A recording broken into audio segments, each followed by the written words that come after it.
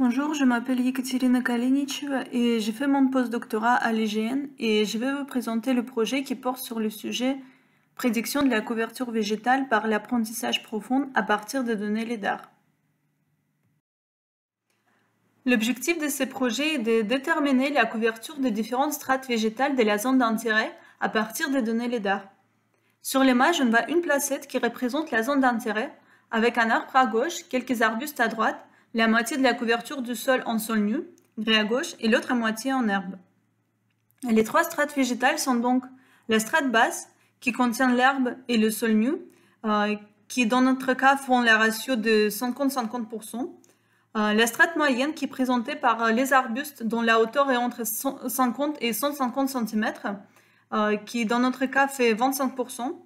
Et la strate haute, qui est présentée par les arbres de la hauteur de plus de 1,50 m, qui dans notre cas fait 10%.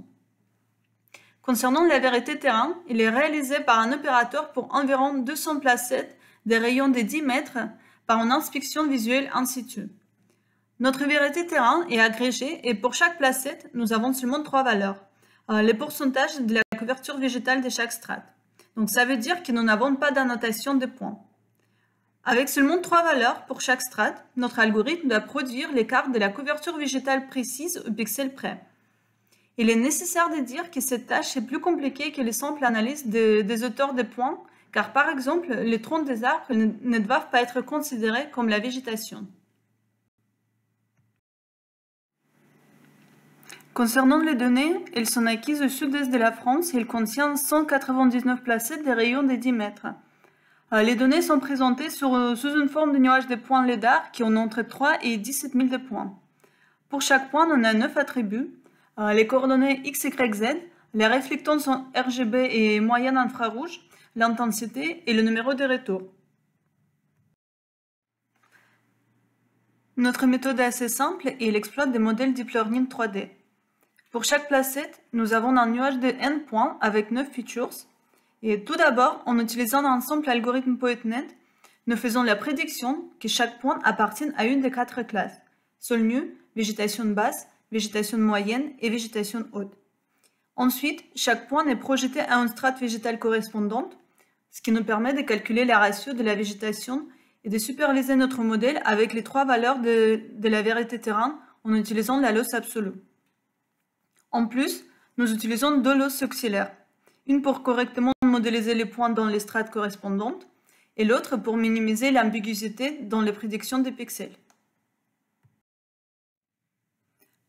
Concernant les résultats, nous avons comparé notre méthode à une approche naïve qui est basée sur l'analyse des couleurs et des auteurs de points et à une baseline deep learning très simple. Notre méthode montre des meilleurs résultats au coût du temps de calcul élevé par rapport à la baseline simple.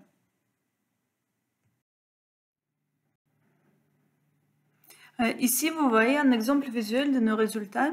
Et donc, notre algorithme il prédit correctement la couverture végétale pour les différents types de placettes. À gauche, vous voyez une placette avec que de la végétation basse. Et à droite, vous voyez la placette qui contient la végétation dans toutes les strates. Et donc, la couverture végétale elle est correctement prédite pour les 2 placettes.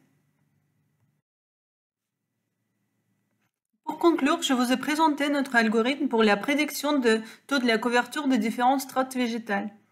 Cet algorithme est 30% plus précis et 6 fois plus rapide qu'une approche naïve. Seulement, notre méthode permet de directement visualiser les résultats sous une forme de raster. Et notre algorithme est assez facile à implémenter. Il ne demande pas de la notation de chaque point. Il peut être utilisé pour extraire les différents indicateurs de la biodiversité. Malheureusement, notre algorithme n'a pas encore été évalué sur d'autres zones d'études. Également, nous ne disposons pas de la vérité terrain pour évaluer la classification des points dans 4 classes. Et finalement, notre algorithme, il procède chaque petite placette individuellement, alors que dans le futur, il va être utilisé pour analyser les zones beaucoup plus grandes. Merci pour votre attention.